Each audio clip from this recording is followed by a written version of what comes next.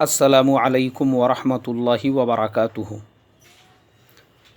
मोहतरम भाइयों, बुज़ुर्गों, दोस्तों, ये हमारा आपके मसाइल और उनके जवाबात का 29वां सबक है। बहुत सारे सवालात कई दिनों से पेंडिंग है, जिनके हवाले मुझे आसानी के साथ में मिल गए। आज मैं उनके जवाबात दे रहा हूँ। वैसे तो हमारा आपके मसाइल और उनके जवाबात का सबक इतवार के दिन हत्तल इम्कान ज़ोहर से पहले हम रवाना कर देते हैं, लेकिन हमारे इस्लाह मुआशरा के तमाम मेंबरान को बता दूं कि अल्लाह के फ़ज़ल व करम से साउथ कोरिया में एक ग्लोबल पीस ऑर्गेनाइजेशन है और हर महीने वो एक पीस कॉन्फ्रेंस मुनाकिद करते हैं वर्ल्ड वाइड, जो ऑनलाइन होती है, जिसमें दुनिया के माने हुए स्कॉलर्स अपने अपने रिलीजन के हिसाब से वो पार्टिसिपेट करते हैं। क्रिश्चियनिटी की तरफ से, हिंदुइज़म की तरफ से, यहूदियत की तरफ से, बुद्धिज़्म की तरफ से। तो अल्लाह का ये एहसान है कि इस्लाम के तारुफ़ और इस्लाम का नज़रिया उन टॉपिक्स के ऊपर क्या है जो उनकी तरफ से दिए जाते हैं, उसके लिए अल्लाह ने मुझे तौफ़ीक़ अता फ़रमाई है। मैं अल्लाह का बेइंतहा शुक्र अदा करता हूँ। तो हर महीने उस कॉन्फ्रेंस में मैं पार्टिसिपेट करता हूँ, जो तकरीबन पिछले 12 महीनों से चल रही है, यानी ये 12वां महीना था उसका। तो उसी में तकरीबन 2.5 से 3 घंटे निकल गए। इसलिए मैंने सोचा कि जो हवाले मैंने निकाले हुए हैं फ़ौरन आपको जवाबात दे दूँ। पहला जो सवाल है ये मोहम्मद दिलशाद आलम साहब का, रायपुर छत्तीसगढ़ से। इन्होंने पूछा है कि मौलाना, फॉग और दूसरे परफ्यूम्स का कारोबार करना कैसा है। मोहम्मद दिलशाद आलम साहब, आपके सवाल का जवाब मुझे मिला महमूदुल फतावा जिल्द नंबर 4 और सफ़ा नंबर 740 पर,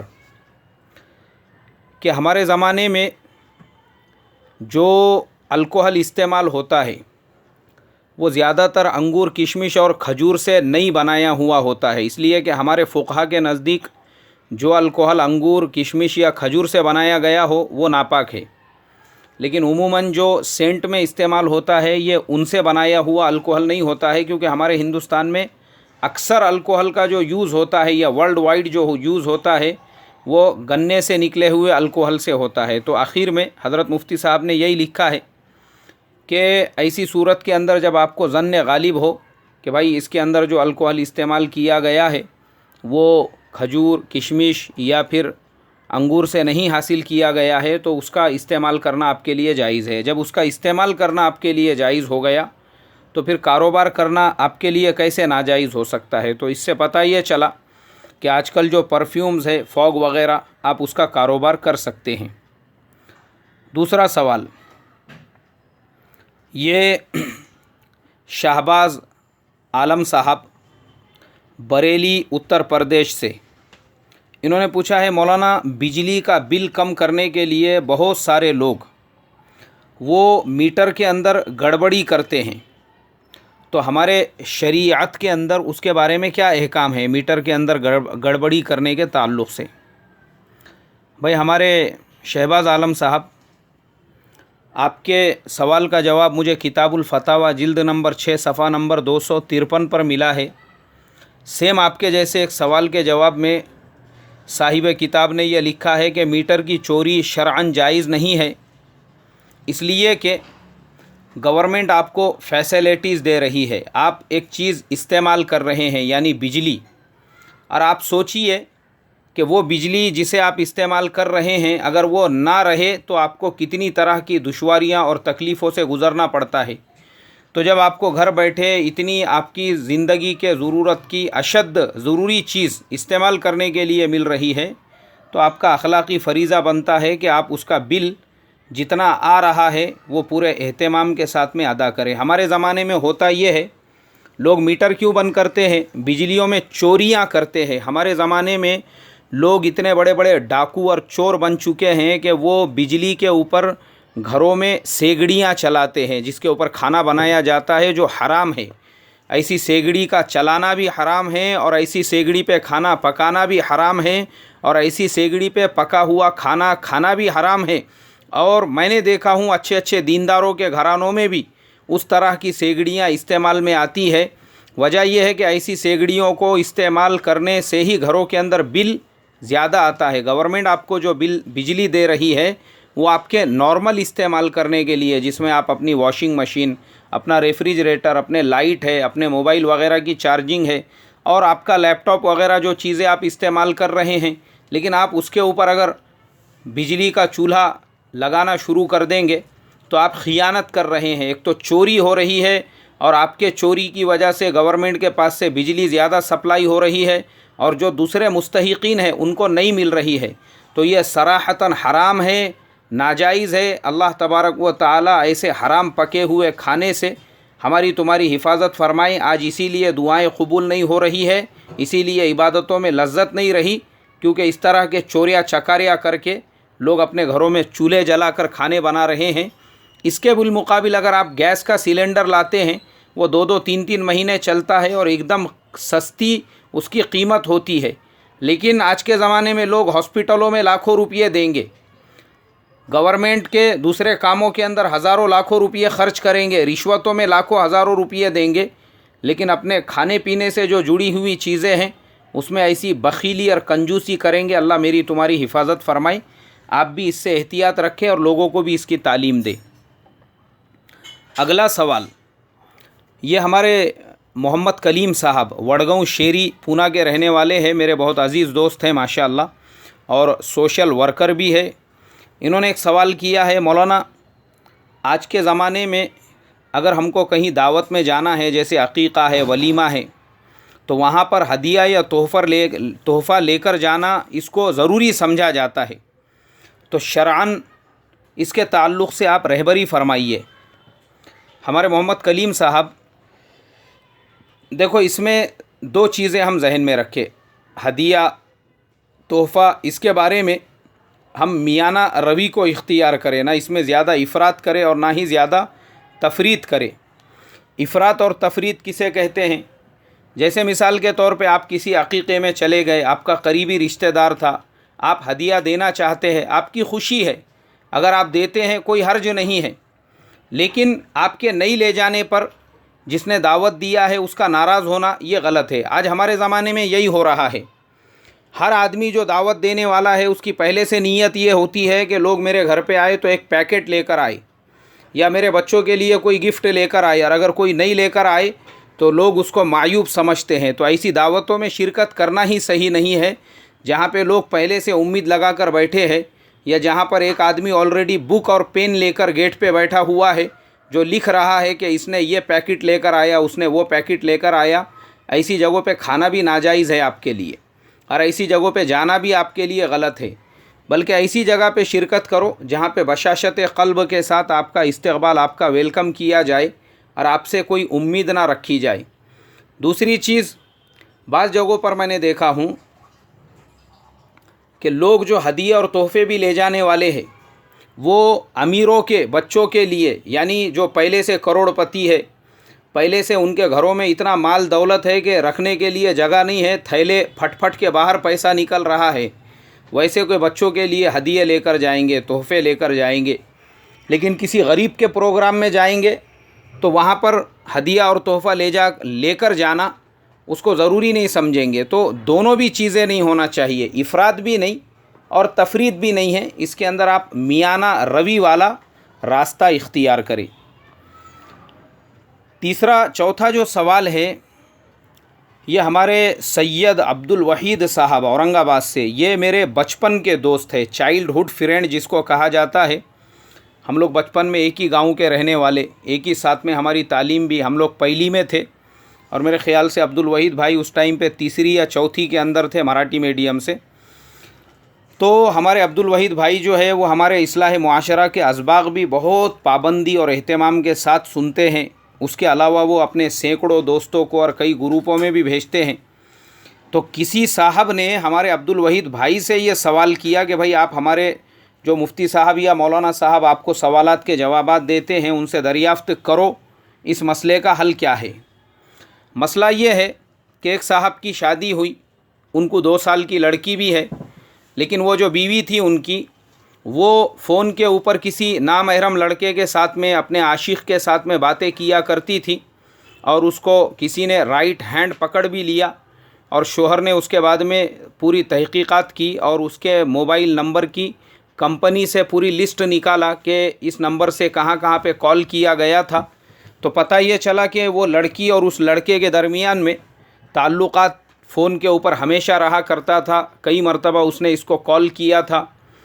تو وہ جو لڑکا تھا، جب اس نے تحقیقات کر لی اور اس لڑکی کو قسم دلائی، اس نے قسم کھا کر بھی جب یہ بات قبول کر لی کہ ہاں میں نے اس سے ہمیشہ بات کی ہے، تو اس لڑکے نے اس لڑکی کو اس کے ماں باپ کے حوالے کر دیا۔ اب وہ اس کے ماں باپ کے گھر پر ہے۔ ایسی صورت کے اندر وہ لڑکا اس کو طلاق دینا چاہتا ہے۔ اب آپ اس کا حل بتائیے، اس کا حل کیا ہے؟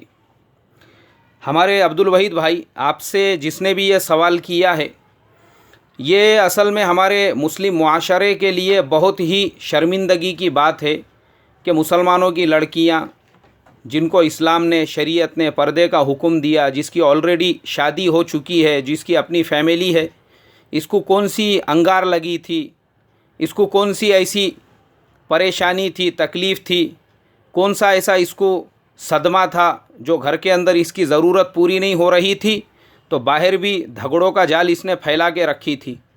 اسلامی شریعت کے اندر تو ایسوں کے لیے بہت سخت قوانین ہیں، مگر چونکہ ہم لوگ ہندوستان کے اندر ہے، ایسی صورت میں وہ لڑکا، اس کو اختیار ہے، وہ جس طریقے کا بھی قدم اٹھانا چاہے اپنے مقامی مفتی علماء سے ایک مرتبہ مسئلہ دریافت کر لے۔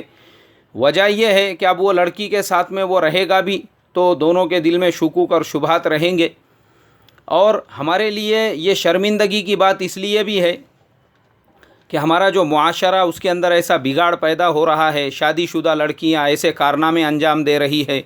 ایک اور بستی کی مجھے کارگزاری سننے کے لیے ملی، ایک مسلمان عورت اپنے 3 بچے چھوڑ کے ایک غیر کے دھگڑ کے ساتھ میں بھاگ کے چلی گئی۔ کتنی شرمندگی کی بات ہے!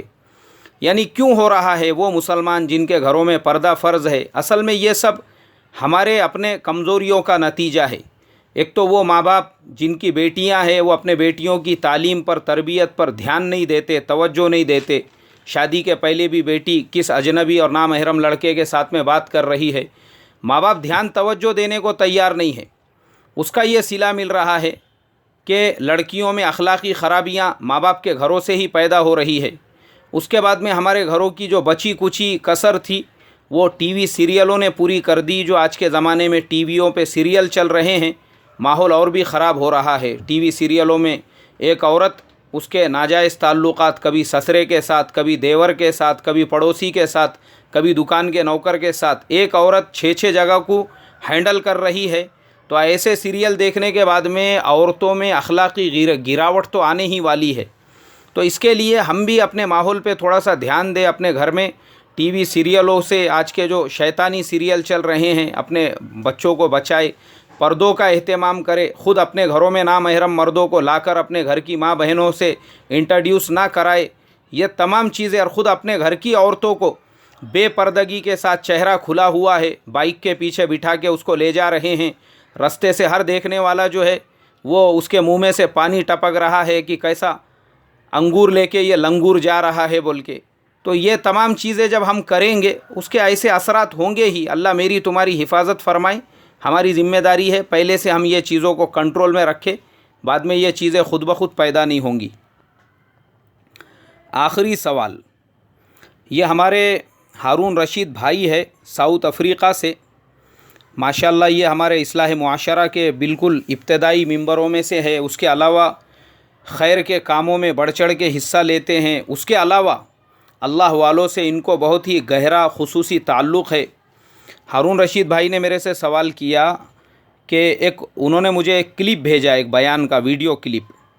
وہ کلپ میں نے دیکھا ہوں ہارون رشید بھائی، جس کے اندر ہارون رشید بھائی نے پوچھا ہے کہ اس بیان میں وہ بیان کرنے والے صاحب بتلا رہے ہیں کہ فرض نمازوں کے فوراً بعد میں سنت اور نوافل شروع کر دینا چاہیے، اور بعض لوگ جو تسبیحات فاطمہ یا اس کے علاوہ آیت الکرسی وغیرہ پڑھتے ہیں، وہ پڑھنے کی کوئی ضرورت نہیں ہے، وہ خلاف سنت ہے۔ تو ہمارے ہارون رشید بھائی نے پوچھا کہ مولانا کم سے کم آیت الکرسی، تسبیحات فاطمہ وغیرہ تو ہم نے پڑھنا چاہیے، کیا اتنی بھی گنجائش نہیں ہے؟ ہمارے ہارون بھائی، آپ کے سوال کے جواب کے سلسلے میں مجھے کتاب الفتاوا میں ہی اس کا حل مل گیا۔ کتاب الفتاوا جلد نمبر 3 صفحہ نمبر 103، سیم ٹو سیم آپ نے جو سوال کیا وہی سوال صاحب کتاب سے کسی اور نے بھی کیا۔ تو حضرت نے اس کے جواب میں لکھا کہ حضرت علی کرم اللہ وجہہ سے مروی ہے، میں نے نبی کریم صلی اللہ علیہ وسلم کو ممبر پر فرماتے ہوئے سنا، جس نے ہر فرض نماز کے بعد آیت الکرسی پڑھی موت کے سوا کوئی چیز اس کے جنت میں داخل ہونے میں رکاوٹ نہیں ہے۔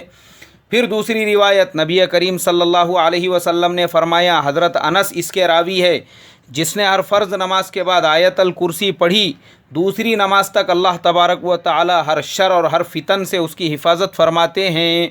تیسری روایت حضرت ابو ذر غفاری اس کے راوی ہے، میں نے نبی کریم صلی اللہ علیہ وسلم سے پوچھا، اللہ کے رسول مالدار لوگ تو آگے بڑھ گئے کیونکہ جو ہم کہتے ہیں وہ بھی کہتے ہیں اور مزید اللہ کے راستے میں خرچ کرتے ہیں جو ہم نہیں کر پاتے۔ آپ نے فرمایا، ابو ذر کیا میں تمہیں ایسی چیز نہ بتاؤں کہ اگر تم اس پر عمل کرو تو اپنے اوپر سبقت لے جانے والوں سے بھی آگے بڑھ جاؤ، اور وہ یہ ہے کہ ہر فرض نماز کے بعد 33 مرتبہ سبحان اللہ، 33 مرتبہ الحمدللہ اور 34 مرتبہ اللہ اکبر پڑھ لیا کرو۔ ترمذی میں بھی نماز کے بعد کے اذکار مذکور ہے اور حدیث کی دیگر کتابوں میں بھی ان اوراد کی فضیلت وارد ہوئی ہے۔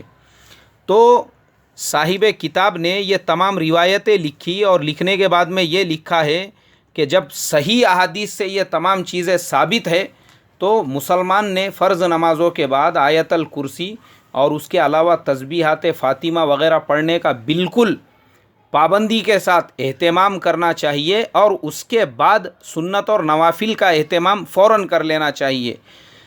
وہ جو بیان کرنے والے صاحب ہے، ہو سکتا ان کا بولنے کا مقصد یہ ہوگا کہ بعض لوگ جو ہے وہ فرائض وغیرہ پڑھ کے وضو خانے میں آ جاتے ہیں، مسجد کے باہر آ جاتے ہیں، ان کی پھر لمبی چوڑی باتیں ہوتی ہے، بعض اوقات 15 20 منٹ نکل جاتے ہیں، بعض اوقات بعض لوگوں کو میں نے بھی دیکھا ہوں فرض کے بعد تو کیا سلام کے فوراً بعد وہ موبائل لے کے مسجد کے باہر نکلتے، پتہ نہیں ان کے ایسے کتنے ایمرجنسی کال اور فون تھے، اس پہ 15 منٹ بات کرتے، پھر آتے، پھر سنت نوافل پڑھتے۔ ایسا نہیں کرنا چاہیے۔ باقی یہ تو کرنا ضروری ہے، جو تسبیحات فاطمہ اور آیت الکرسی ہے وہ صحیح احادیث سے ثابت ہے، اس کے پڑھنے میں کوئی حرج نہیں، اطمینان سے آپ پڑھیے اور اس کے بعد اپنی سنت اور نوافل ادا کیجیے۔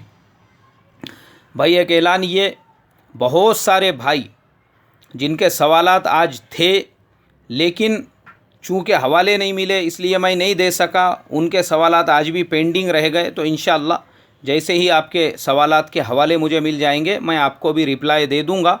اللہ تبارک و تعالی ہم تمام کو عمل کی توفیق عطا فرمائیں۔ السلام علیکم ورحمۃ اللہ وبرکاتہ۔